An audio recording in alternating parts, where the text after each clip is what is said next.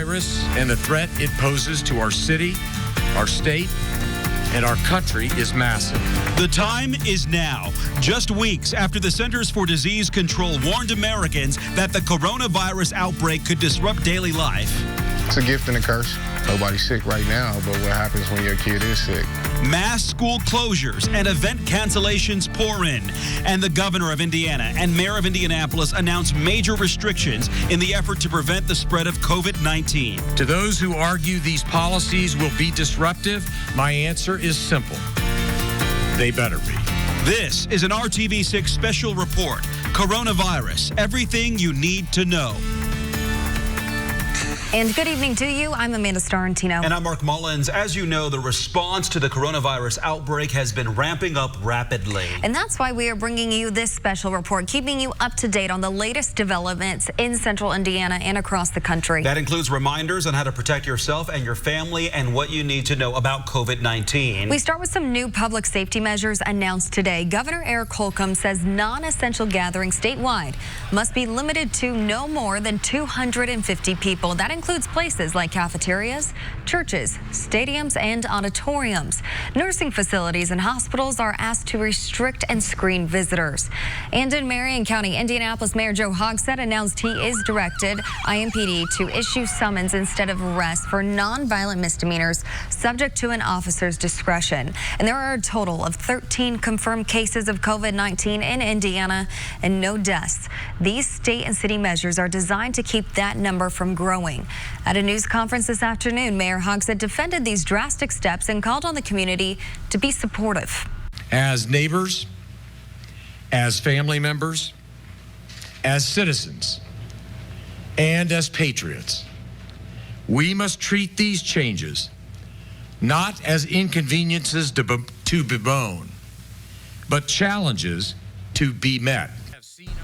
And most notably this evening, Mayor Hogsett announced that all 11 school districts in Marion County will close starting tomorrow and through April 5th. Along with spring break, that means schools will be closed for 3 weeks. The Marion County Health Department says these measures will keep students from being exposed to COVID-19 and spreading it to others in the community. RTV6's Cameron Riddle joins us now with a closer look at what this means for Indianapolis and for Marion County. Cameron. Well, good evening, guys. Today's announcement from Indianapolis Mayor Joe Hogsett is unprecedented. The county's 11 school districts are the educational home to more than 130,000 students who will now be out of school starting tomorrow and will not return until April 6th. The 11 school districts include Indianapolis Public Schools, Perry Township Schools, Franklin Township Schools, Warren, Lawrence, Washington, Pike, Wayne, and Decatur Township Schools, in addition to Beech Grove and Speedway Schools. All of the county's charter and private schools must be closed no later than Monday. Along with the closure, Mayor Hogsett addressed the thousands of students who depend on school for food. The closure of a school does not simply mean lost class time. For many of our students, it has the potential to mean lost meals. That's why, working with Dr. Alicia Johnson and all of our other superintendents, I am pledging the full support of the city-county government toward ensuring that meals continue to be available throughout this school closure period. The Marion County school superintendents are working together to provide meals for any child that needs one. While not every district will have that plan up and running by tomorrow, Indianapolis Public Schools will have 7 locations ready to provide meals tomorrow. The food is available to any Marion County child under the age of 18, regardless of what school district they go to. In the meantime, while the kids are away, we are learning some school teachers and school staffers are being asked to report to work in some districts, including on the south side in Perry Township, where we've learned school bus drivers will be cleaning and sterilizing their school buses from top to bottom. Mark? A big job ahead. Thank you, Cameron. Marion County parents now join others in central Indiana who are trying to figure out what to do with their kids during these extended school closures. And Mark, for many, things like daycares or help from older relatives are not always an option. RTV6's Cornelius Hocker shares how one large family is getting ready for the school closure because of COVID-19. Brianna, Paris, Jada, Anaria, and Zoe. 5 kids from elementary to high school stuck at home through April 5th. We're just pretty much going to get to the point where nobody can leave the house. Walter Caston and other Central Indiana parents are now facing a similar problem. My employer is not going to allow that. 3 weeks? No. A day? Possibly. Maybe 2, depending. Walter says his wife's job will likely be a little bit more flexible, and that's something for which they're thankful. We asked if he thought closing the schools down was an overreaction. Nobody's sick right now, but what happens when your kid is sick? Now you have to stay at home. Now you have to go to the hospital, so better be safe than sorry, right? Along with figuring out the childcare situation, Walter is making sure his kids know how to avoid the chance of spreading any type of sickness. You teach your kids how to wash their hands and, be a little bit more polite to the community when they sneeze and cough, then you won't have to close schools because parents are teaching their children how to be proactive in keeping the germs away from other students. Then you won't have situations where it spreads around. For those people who are only starting to take precautions when it comes to possibly spreading COVID-19, Walter says this. People need to actually practice washing their hands before we actually get into a pandemic. Working for you in Perry Township, Cornelius Hawker, RTV6. And Governor Holcomb announced this afternoon a 20-day waiver for school corporations, allowing districts to cut down on the required 180 instructional days for the school year. And that's why we've seen most Central Indiana school districts, schools, and/or switching to e-learning. Along with IPS, that includes Hamilton Southeastern, Carmel Clay, and Center Grove. For specific details on how those districts are handling their shutdowns and additional announcements, go to our website at theindychannel.com. Entertainment, fundraising, worship, and countless other events are also being impacted by measures to prevent the spread of COVID-19. A quick look now at just a handful of cancellations. All St. Patrick's Day events in downtown Indianapolis are canceled. All Indianapolis Symphony Orchestra concerts are canceled until March 31st. The Traders Point Christian Church Weekend Experience will be online only. And today we saw sports across the country largely shut down by the coronavirus outbreak. That includes many events at several levels involving teams right here in Indianapolis. Sports anchor Brad Brown continues our team coverage. Brad. Amanda, it's been a fast-moving 36 hours for anything involving professional or college sports in this country. Started last night with the NBA suspending its season, even trickling down to high school and youth leagues. Well, the biggest headline Thursday came with the cancellation of the NCAA basketball tournaments.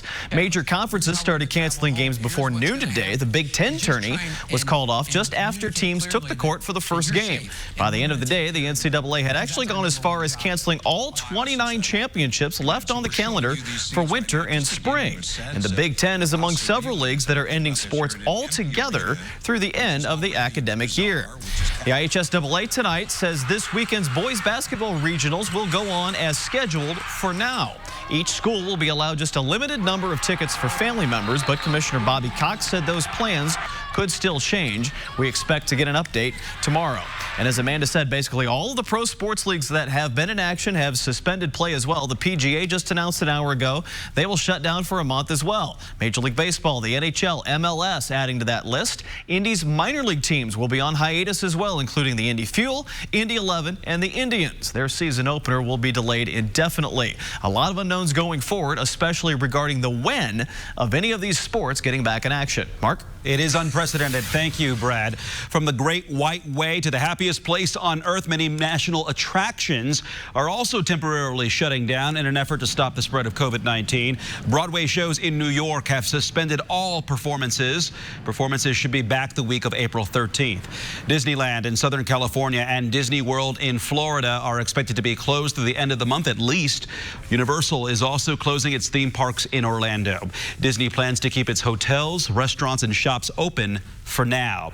The closures and illnesses are already having a big impact on the economy. Today on Wall Street, stocks had their worst day since Black Monday back in 1987. Congress is taking steps to provide economic relief. Democrats are pushing for a legislative package that would include paid sick leave, expanded food assistance, extended unemployment insurance, and free coverage for coronavirus testing. Lawmakers on both sides of the aisle talked about the proposal today. To not have paid family leave means that this problem will compound, it will spread further, and it will last longer. It is abjectly irresponsible for the Congress of the United States of America to leave for the weekend and not pass paid family leave. There's a couple major problems with it. Here's one glaring problem. Under Pelosi's bill, the Social Security Administration would be set up to administer the paid sick leave program. Now, this will take more than 6 months, so it won't work in time. It also will hamper the administration from putting out Social Security for those who need it right now that are in harm's way. Today we're having Talks between House Speaker Nancy Pelosi and Treasury Secretary Stephen Mnuchin. President Trump's point person on the negotiations stalled tonight. Speaker Pelosi says they hope to have an agreement tomorrow. Questions over testing for COVID-19 also took center stage on Capitol Hill today. The U.S. is lagging behind in testing compared to other countries. Here's what the director of the National Institute for Allergy and Infectious Diseases said about the current system. It is a failing. I mean, let's admit it. The fact is, the way the system was set up is that the public health component that Dr. Redfield was talking about was a system where you put it out there in the public and a physician asks for it and you get it. The idea of anybody getting it easily, the way people in other countries are doing it, we're not set up for that. Do I think we should be? Yes, but we're not. Across the U.S., there are more than 1,600 confirmed cases of the coronavirus and at least 40 deaths. And coming up, our special report, Coronavirus, Everything You Need to Know, continues. The top doctor provides answers and clarity about available tests in central Indiana and the treatment process for COVID-19. Rain and some thunderstorms on their way out tonight. It will be calm overnight. We'll talk about how much cooler and when we'll see some snow coming up. Live on CourtTV.com. From the station working for you, this is an RTV6 special report. And welcome back. This chart gives a basic rundown of the difference between COVID-19, the cold and flu symptoms. As you can see, symptoms for the new coronavirus do not include sneezing, headaches, or nausea. And here are some ways you can help protect yourself from coronavirus. The Centers for Disease Control says when you wash your hands with soap and water, scrub for at least 20 seconds. If you do not have soap and water, use an alcohol-based hand sanitizer. Also, avoid close contact with people who are sick. Do not touch your eyes, nose, and mouth, and stay home when you are sick, and clean and disinfect objects and surfaces frequently. Earlier tonight, I sat down with Dr. W. Graham Carlos, Chief of Medicine for Eskenazi Health and an associate professor with the IU School of Medicine. I asked him about something that many are wondering, how well his hospital and others are prepared to handle possible COVID-19 cases and whether our area has enough tests to determine who has the virus. Eskenazi is doing a variety of things, taking steps to limit the spread of disease. That includes education amongst our colleagues, our patients. We're also, as you've seen on the news, implementing visitor restrictions. Again, social distancing, wanting to protect our patients and our staff.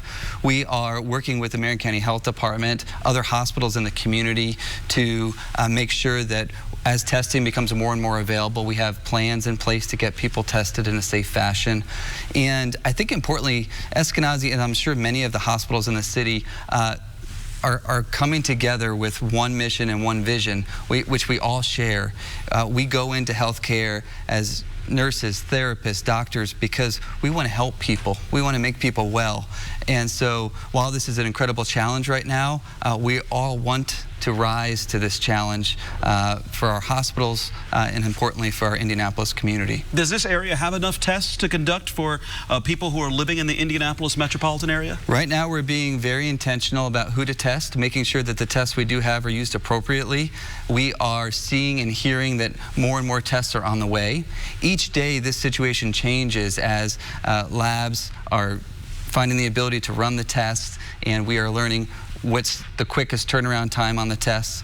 So we're certainly seeing that things are getting better and better. Right now, we have to steward the resources we have very well. And so all hospitals are doing that, working closely with the health department. Okay, so what does that look like? What makes one candidate more apt for a test over another? Absolutely. So there are very clear guidelines that we're following from the health department that would require somebody to get a test. These things are based on severity of illness, travel and exposure history, and things of that nature. This is something that, as more tests become available, may change. So it's hard to give you a precise, thing on that right now. expect, though, that as more tests become available, we'll be able to maybe loosen some of those testing requirements. Dr. Graham, we've had, Dr. Carlos, we've had a couple of patients here that have tested positive in Marion County for the virus, and so they've gone through testing and treatment. What does treatment look like for someone who has tested positive for coronavirus? So coronavirus is a part of a big family of viruses that can cause upper respiratory signs and symptoms. You've heard of these: cough, fever, shortness of breath. For right now, we treat it like we do many viruses, and that's with supportive care. So we recommend people stay away so they don't spread the virus to other people. Symptomatic treatment, so things like cough suppressants, Tylenol, things like that. And if people are feeling short of breath and very ill and they're very concerned, we want to make sure that they get checked out by a health professional, particularly looking at things like lower oxygen saturations and things that might suggest the virus is progressing and involving more of the lungs. Lots of useful information from Dr. W. Graham Carlos, Chief of Medicine for Eskenazi Health. You can see our full conversation right now on the RTV6 Facebook page. Thank you, Mark. And we're now in the Storm Team 6 Tracking Center with Chief Meteorologist Kevin Gregory. We were tracking some storms earlier, but now we're talking about colder temperatures on the way. That's the flip side. The rain and isolated thunderstorms we have that are moving out has opened the door to the cooler temperatures. I'm going to jump to the weekend for a second just because I don't want you to be surprised. A rain-snow mix on Saturday. Temperatures in the 30s for the high temperature. That's our coolest day in the entire 7-day planner. On Sunday, we bounce back, but we're still cool. But we have sunshine on the way. Just to show you the rain-snow possibility during the day on Saturday, fairly widespread, and I think likely that we'll see that mixture. Tonight, sleep well. Severe weather threat now south of the Ohio River. The last of the rain showers, at least any widespread activity, is pushing out of the state. Just left Portland and Winchester in northeast Indiana. There it is over the last hour, zipping into the Buckeye State. What you will notice overnight, the wind will increase. We'll have some winds gust to 30 miles per hour into the early morning hours and for the morning drive. 2 a.m., a few showers still possible with the cold front as it actually moves through, and then you see the push from northwest to southeast. That's the colder air arriving in central Indiana. We're dry tomorrow. Then we've got our rain-snow mix Saturday, then dry Sunday and Monday before rain returns on St. Patrick's Day. Temperatures will be mild, as you'll see in a second in the 7-day forecast. At noon tomorrow, 42. Afternoon winds will calm down. Temperature won't come up all that much. It'll still be in the upper 40s for an afternoon high. These are below average. We've finally settled at 50 for an average high temperature right now. 48 in most spots. As we mentioned over the weekend, we'll see that sunshine return. That's probably the weekend highlight if you want to see at least some snow mix in. If that's a highlight for you still, that may happen during the day on Saturday. Our temperature trend during the day Saturday, we just stuck in the 30s. Really, that's what will happen. They won't move much at all. Any snow that we would see would be melting basically on contact with roadways because ground temperature is above freezing and the air temperature above freezing. Forecast as we head back to work next week, we start to recover and fairly quickly. 56 your Monday high as we get to Tuesday and St. Patrick's Day. 58 degrees, chance of rain, 40%. We're back up to 60 on Wednesday. Beyond that, temperatures still trend above average. Here's your 7-day forecast. Temperatures are coldest Saturday. Then they warm back into the low 60s early next week. But with the return of the warmth will come the return of rain chances, especially next week on Wednesday and Thursday. Mark? Kevin, thank you. And now back to our coverage of the coronavirus. The outbreak is also impacting racing. Brad joins us again with that. Mark, thanks for the moment. America's Top 2 series will go on this weekend. NASCAR will race its next 2 events with no fans. They race at Atlanta this Saturday. IndyCar's 2020 schedule is set to begin as well, but as Dave first tells us, it will be a very different season opener. Well, it seems like the entire sports world has been in flux over the last 24 hours with now heavy speculation about the season opening event for the IndyCar series here in St. Pete. But At 3 o'clock this afternoon, the mayor of St. Petersburg, who is a big fan of this series, has been coming here for the last 16 years, Rick Kreisman, saying that the race will happen this weekend. All a part of a very busy day inside the IndyCar paddock area, inside the track itself, as teams prepared for the weekend. And speculation that the show would not go on, given circumstances with college basketball, the NBA, and more.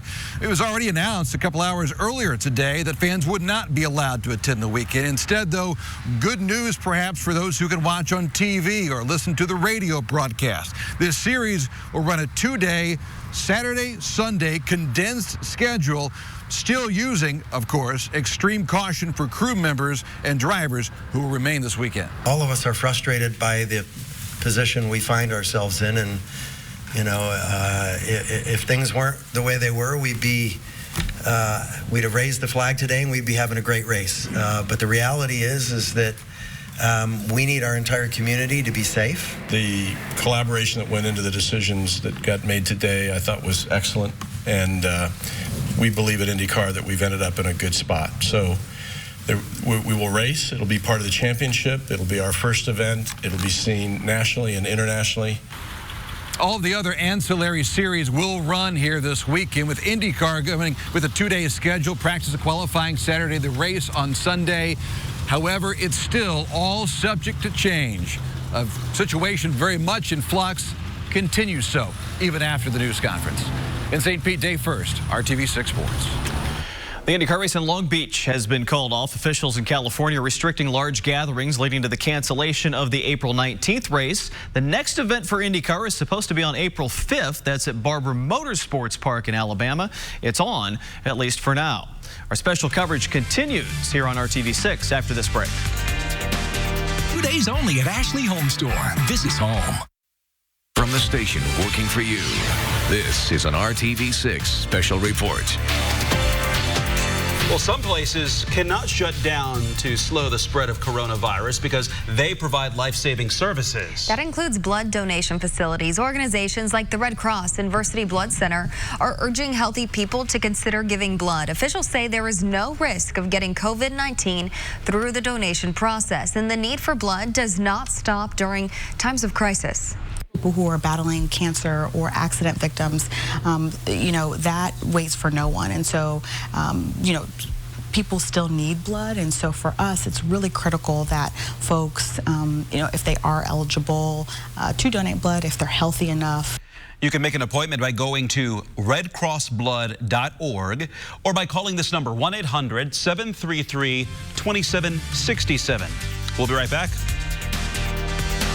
Ascension.org/St. Vincent Hart.